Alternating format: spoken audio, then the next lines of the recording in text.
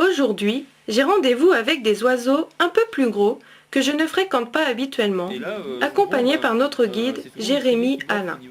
Au niveau des parasites. Donc après, je ne sais pas trop comment ça se passe à l'intérieur par rapport à la survie, mais bon, nous, on n'a pas constaté de mortalité ou ce genre de... La baie de Saint-Brieuc, dans les Côtes d'Armor, fait partie des 3 plus grandes baies de la côte nord de Bretagne.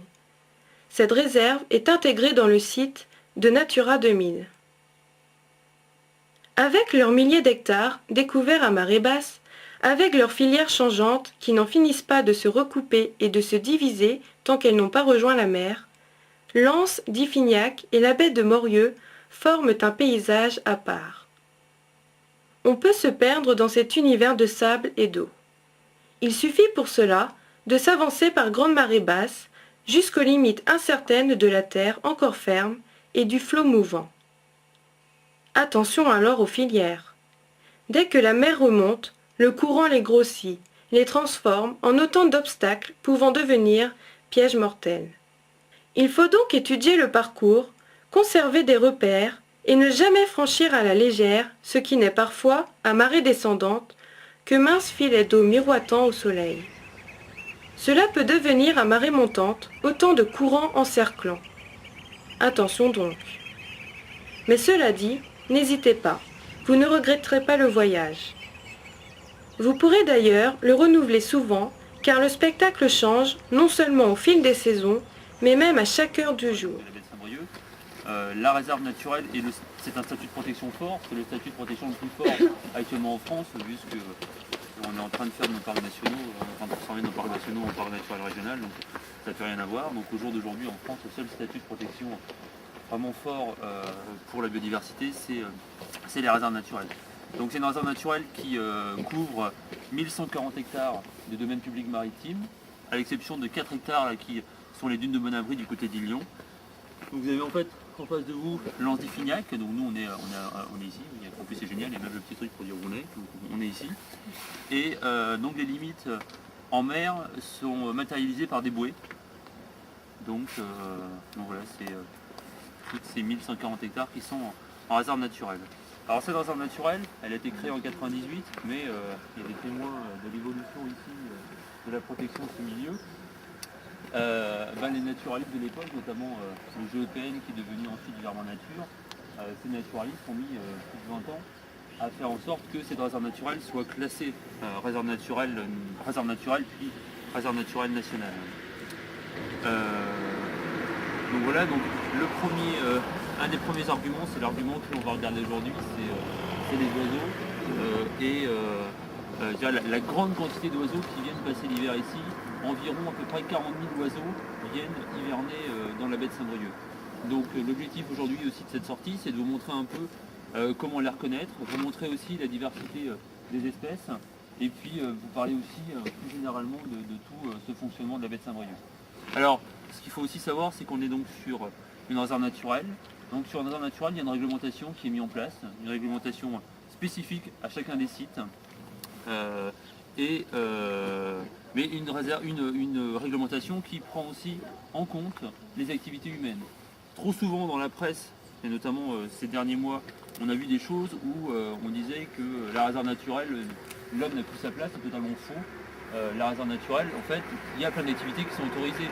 Le kayak est autorisé par exemple à certaines époques, parce qu'on essaye aussi de jongler entre la gestion de la biodiversité et la gestion de la fréquentation humaine. Vous avez le droit de vous balader sur la réserve naturelle, alors ça me fait hérisser les cheveux, ça. Les gens qui disent oui, on peut plus se balader, alors là ça c'est complètement fou. Bien sûr, vous avez le droit de vous balader où vous voulez, même avec votre chien, mais tenu en laisse, ou du moins à portée.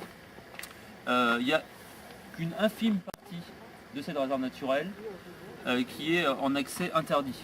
Donc là, vous les seules personnes habilitées à venir sur le site, c'est les scientifiques de la réserve naturelle, donc les membres du comité scientifique de la réserve naturelle, et puis bien sûr l'équipe de la réserve naturelle qui comprend un conservateur, une carte technicienne, et puis un chargé de mission scientifique qui est moi. Donc en fait, cette zone correspond à quelque chose près aux herbus là, que vous avez ici. Alors c'est une zone, là vous pouvez pas vous y balader, mais moi je fais quelques études là-dessus. C'est pas une zone où on peut se balader simplement. Il y a des trous partout. Il y a des trous partout. Et des filières. il faut sauter par... C'est franchement le parcours du combattant, quoi. C'est pas si simple. Par contre, c'est une zone qui est très très importante pour la baie de Saint-Brieuc. Et quand je parle de la baie de Saint-Brieuc, je parle de la grande baie de Saint-Brieuc. La grande baie de Saint-Brieuc, c'est ce grand V que vous trouvez sur la carte des Côtes d'Armor, donc qui s'étend de Bréa jusqu'à Iffignac là, dans le fond au sud et jusqu'au Cap Frêle dans le nord. Et en fait, c'est une zone qui sert notamment de reposoir à marée haute pour tous les oiseaux qui viennent donc passer ici l'hiver. Ce que l'on sait moins aussi, et ce qui est difficile, mais qui est beaucoup plus difficile, c'est que c'est aussi une zone de reproduction de certains oiseaux, notamment des petits passereaux, donc des petits oiseaux. Et ce qui est absolument extraordinaire et qui vient d'être mis en évidence par une étude du CNRS là, il y a quelques mois, c'est une zone très très importante pour la production de poissons. C'est-à-dire en fait qu'on vient de mettre en évidence que dans cette végétation là, des prés salés, et notamment dans l'Aubion que l'on voit en face là, vit tout est blanc, vit en fait une petite crevette qui s'appelle l'orchestia, et cette petite crevette sert d'alimentation aux jeunes poissons, notamment aux jeunes bars, aux jeunes lieux jaunes. Il y a à peu près, je crois que c'est 18 espèces de poissons ici dans le fond de baie. Et ce qui est aussi très très important, c'est que cette plante est une plante qui ne supporte pas le piétinement. C'est-à-dire que si on imagine qu'on met en place, je sais pas moi, un parc d'activités ici où tout le monde peut se balader et autres, la plante va disparaître, avec elle la crevette, et avec cette crevette, le bar. Et là après, c'est aussi une disparition d'une activité économique. Il ne faut pas oublier que la baie de Saint-Brieuc, elle est quand même connue et fortement connue également pour son activité de pêche. Donc allez expliquer aux pêcheurs, notamment aux pêcheurs professionnels, qu'ils ne pêchent plus de poissons parce que nous on se balade ici sur cette zone, c'est pas moi qui pourrais le faire. Cette partie-là correspond à peu près à 5% du fond de la baie de Saint-Brieuc. Donc c'est une partie infime par rapport à tout l'espace où on peut se balader à cheval, à pied et faire ce que l'on veut. Donc n'hésitez pas à poser des questions si vous voulez au fur et à mesure.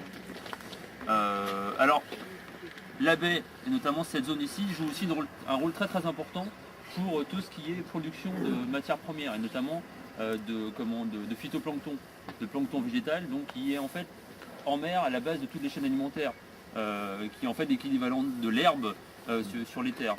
Ce qu'il faut quand même savoir, c'est que ça veut aussi dire que c'est ici qu'est produite l'alimentation pour les coquilles Saint-Jacques. Et la coquille Saint-Jacques, c'est également une emblème importante de la baie de Saint-Brieuc. Et le pire, on a failli avoir le pire, c'est je crois dans les années 70, au début des années 70, il y a eu un projet de fermer en fait cette anse pour y faire un aéroport international. Donc peut-être sympa pour les avions, mais pour la biodiversité c'était fini total. Et en plus pour l'économie locale, c'est-à-dire qu'on allait en fait faire disparaître la production de ce plancton qui est donc à la base des chaînes alimentaires. Donc ça veut dire plus de coquilles Saint-Jacques, ça veut dire plus de pêche en baie de Saint-Brieuc. Donc c'est pour ça que c'est vrai, souvent on dit tiens, c'est une place de base, il n'y a rien, il faut absolument y faire quelque chose. Ben non, justement, il ne faut absolument rien y faire. Parce qu'il joue un rôle très très important pour la protection de la biodiversité. Et je pense qu'à l'heure où on parle de développement durable et où dans tous les discours politiques on vous en colle dans tous les sens, ici en fait sur cette réserve naturelle, on a là des beaux exemples de développement durable parce qu'on protège vraiment les ressources pour la biodiversité mais également les ressources pour la pêche locale. Donc ce que je vous propose maintenant c'est en fait de partir vers comme on va peut-être faire un premier arrêt là sur le terre-plein de Bouteville là, et puis on va essayer d'observer les différentes espèces. Je pourrais aussi vous donner des tuyaux sur l'ornithologie, comment identifier les oiseaux. Alors, je ne sais pas si vous êtes tous ornithologues professionnels, mais si ce n'est pas le cas, je vous expliquerai un peu comment faire. C'est du tout.